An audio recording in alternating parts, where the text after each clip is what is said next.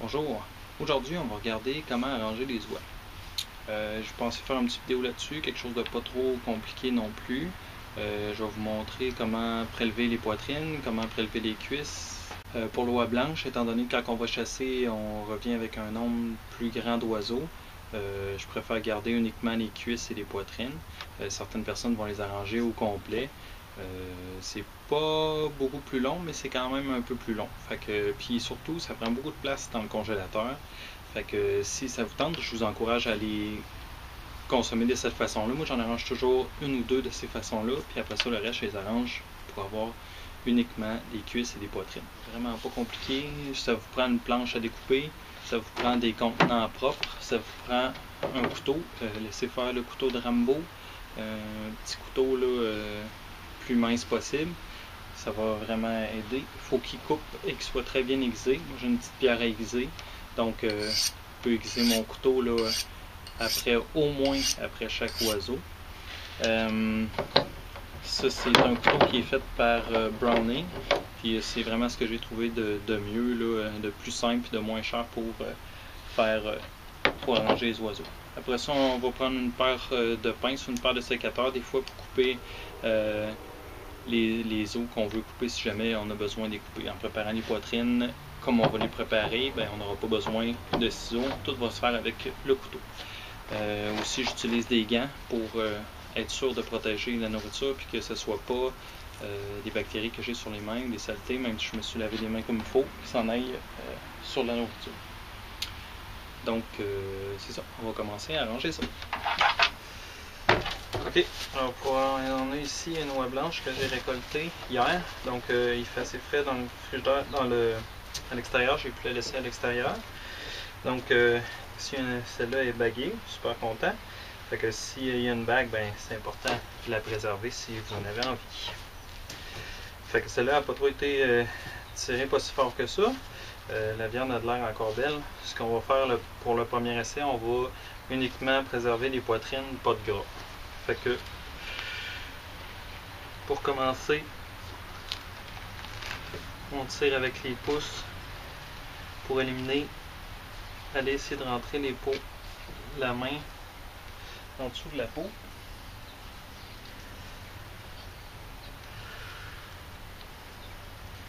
Donc habituellement, là, ça se fait assez facilement. Puis là, vous voyez, là, je suis rendu ici en dessous de la peau. Puis là, tout s'enlève, les plumes et la couche de gras aussi.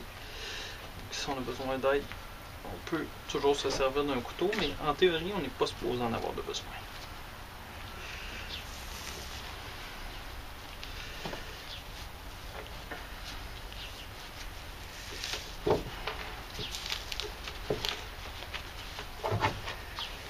Alors on dégage le plus possible là, les poitrines vraiment au maximum. Cet oiseau-là, il y a une cuisse ici qui a été tirée avant l'os. Ça fait que je vais pas le prendre pour vous montrer comment préserver les cuisses, mais on va en prendre un autre. Donc une fois qu'on a bien dégagé les poitrines, on essaie d'enlever le plus de plumes possible.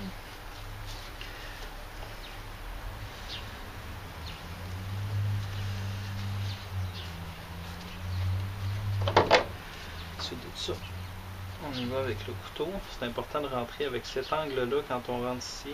Gardez le même angle tout le long. Frôler l'os, puis on va aller jusqu'ici.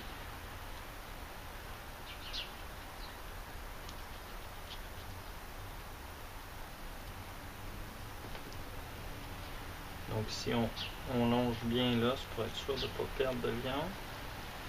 Et puis là, ben ici, ça devient beaucoup plus mince la viande. On vient faire le tour.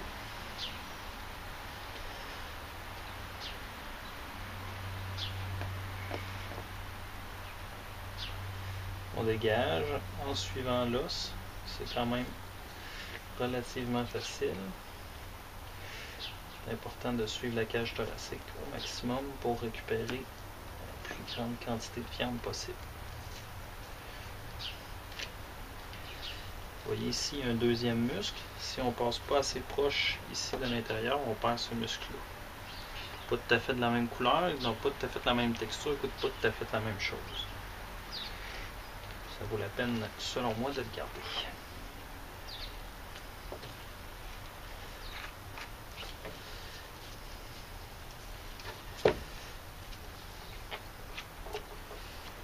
Donc, à la fin, tout ce qui nous reste, on se ramasse avec la poitrine. Tout ce qui nous reste, c'est la détachée de l'aile. Donc, pour faire ça, on fait juste couper en suivant le tour des os.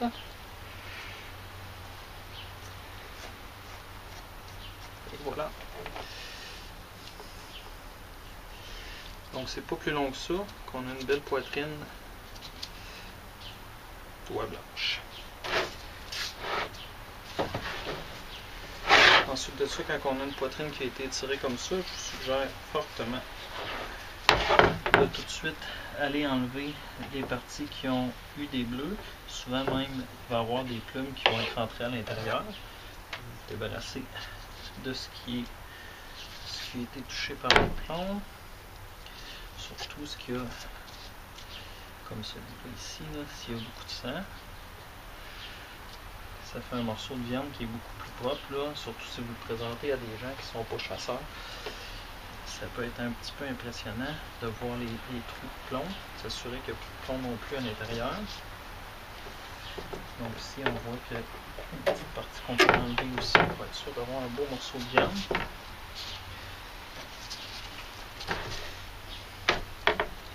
Ici, encore un autre trou de plomb. Vous voyez, là, il y a beaucoup de plumes là, qui sont rentrées à l'intérieur. Donc si on laisse ça comme ça, ça va laisser des plumes.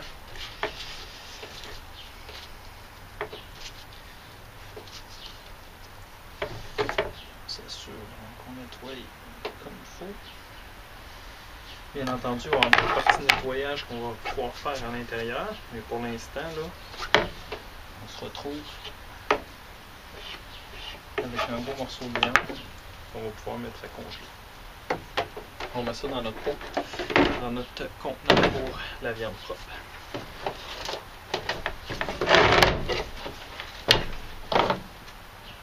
Comme je le disais tout à l'heure, je vous conseille de déguiser souvent votre couteau.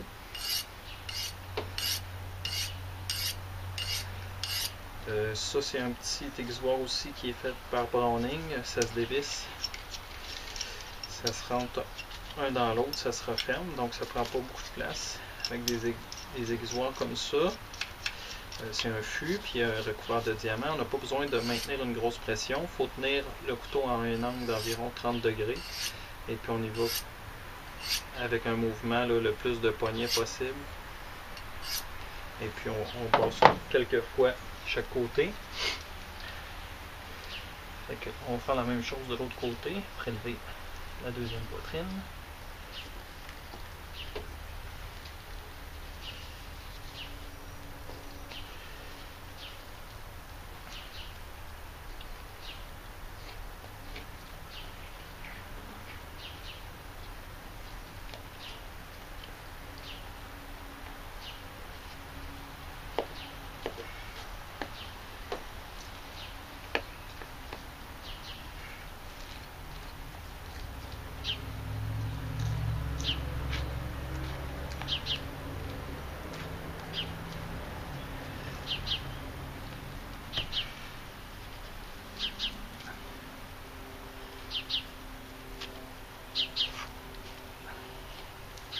Essayez vraiment d'aller chercher la plus grande quantité de viande possible parce que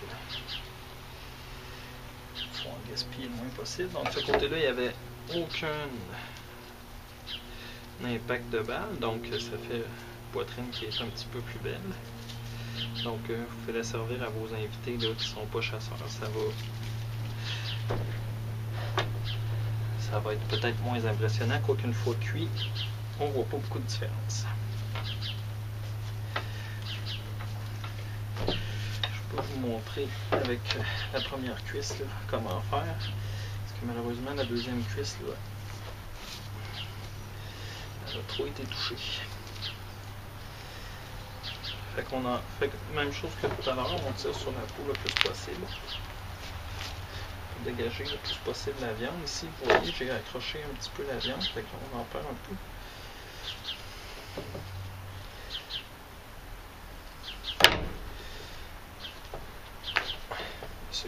très grave. Ensuite de ça, quand on arrive ici, vous voyez un espace en dessous de la patte là, où je peux rentrer mon doigt. Et puis tirer pour ressortir la patte comme ça. Habituellement, je fais le reste en place, mais là, je vais l'enlever pour bien pouvoir vous le montrer. Je vous conseille de le faire sur place. Donc, on casse là, c'est très facile. On fait juste faire une petite pression comme ça. Fait que ça, c'est fait. Ensuite de ça, vous coupez la viande en longeant le corps de l'animal.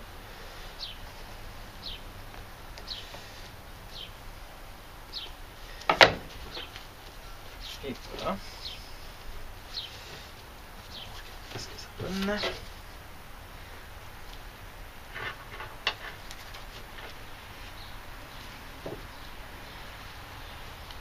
Comme vous pouvez le constater, là, rien de vraiment sorcier avec ça.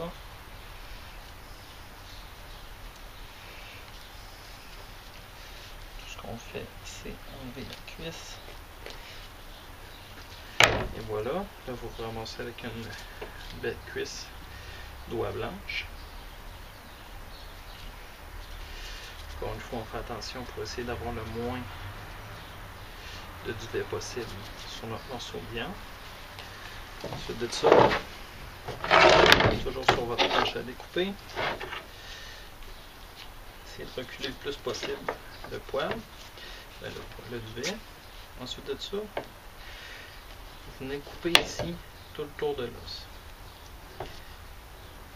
La méthode la plus rapide, là, ça serait de prendre les ciseaux et de couper ici.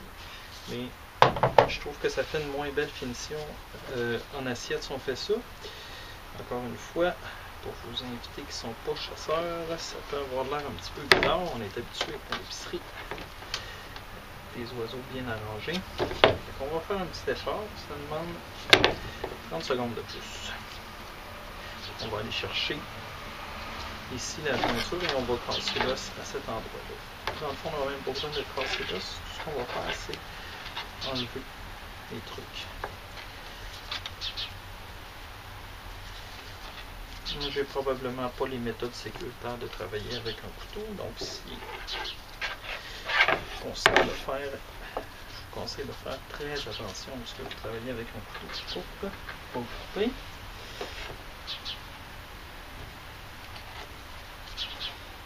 On fait le tour de l'os tranquillement en enlevant tous les ligaments, c'est-à-dire ce qui retenait les muscles aux os.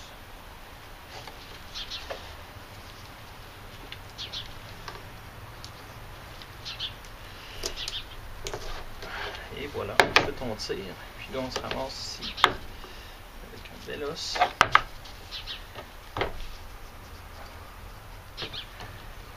Juste à nettoyer un peu. Ça vaut la peine de prendre quelques minutes là, pour bien nettoyer notre morceau de viande. Qu'il soit beau. Donc la cuisse comme ça, avec une petite finition ronde ici, ça ne peut pas percer votre sac. Même chose ici, on a cassé à la jointure, donc ça ne peut pas perforer votre sac quand vous le mettez au congélateur. Puis les cuisses, c'est super bon.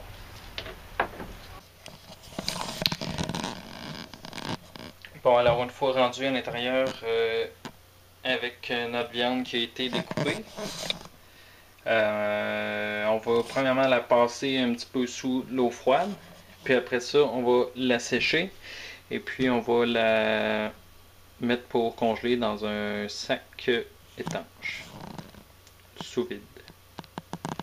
Bon, premièrement, ce qu'on fait, c'est on passe la viande un petit peu à l'eau pour être certain qu'il ne reste plus aucune plume à l'intérieur. On enlève aussi les petits morceaux de viande, ça va enlever aussi un peu de sang.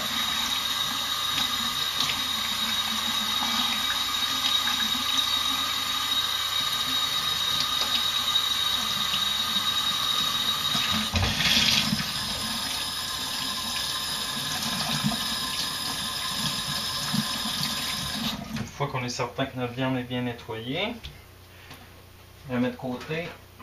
Le plus facile, c'est vraiment de la sécher correctement pour pouvoir l'ensécher après plus facilement. Tout dépendamment de la machine que vous avez, ça peut arriver que si vous mettez un petit peu de liquide, que la machine ne scelle pas correctement. Dans ce temps-là, on recommence le petit bout qu'on vient juste de sceller. On fait une deuxième, on scelle une deuxième fois dans le fond le sac à la même place. Donc, premièrement, il faut sceller une des extrémités du sac. Avec les machines comme ça non plus, c'est pas des machines industrielles, fait qu'il faut pas aller trop vite. Ils recommandent au moins 30 secondes entre chaque utilisation de la fonction pour sceller. Fait qu'on vérifie pour être sûr que le sac est bien scellé. Ensuite de ça, on entre nos poitrines à l'intérieur.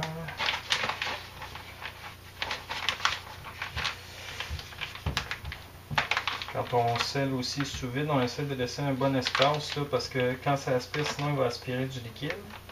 Ce qui va arriver, c'est que ça va sceller beaucoup moins.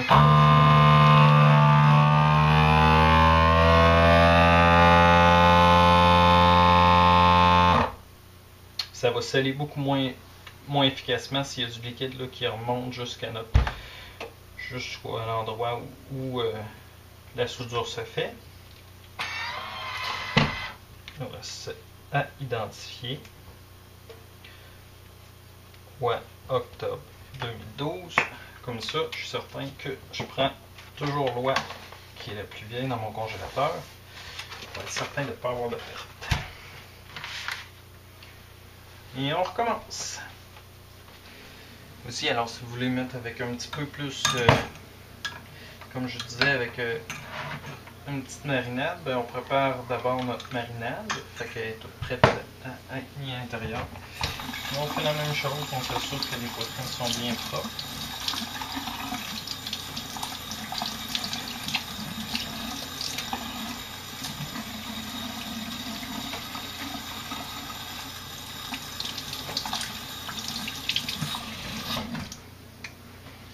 Une fois que les poitrines sont bien nettoyées, ça sèche pour enlever l'eau. Cette fois-là, le sac, on va le faire encore un petit peu plus long pour essayer d'éviter que le liquide se ramasse tout en haut. On va même faire mariner 2 cuisses avec celui-là. Une. Et puis 2.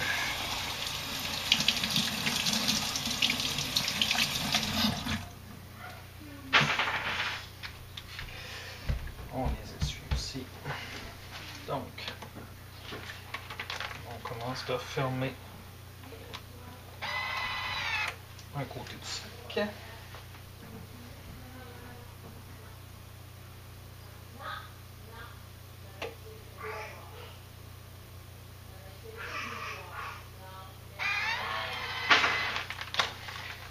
C'est sûr qu'il est bien fermé. C'est encore plus important puisqu'on met notre sauce avec. On met nos 2 cuisses.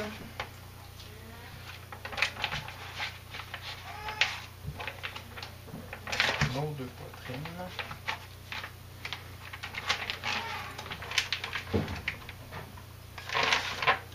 Mélange bien maintenant.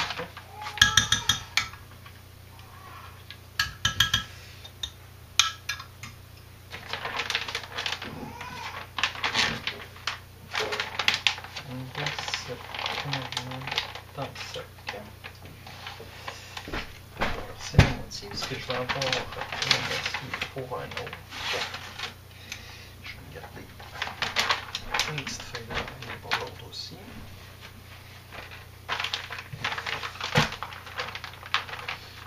Retourner le sac quelques fois pour être certain que la marinade se promène partout. Ensuite de ça, je vais choisir.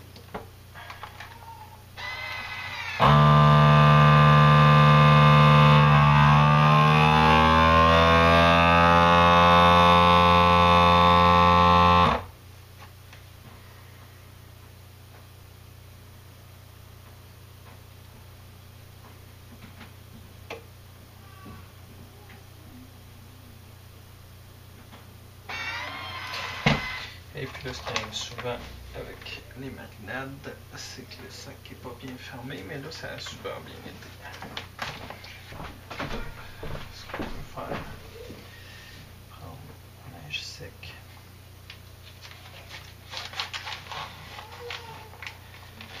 Celui ici. Notre sac.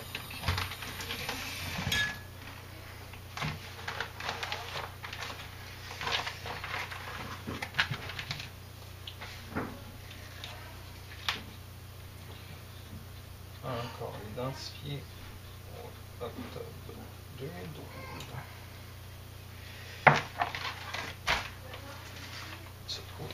Donc c'est ça, à la fin on se retrouve avec des super beaux paquets de viande.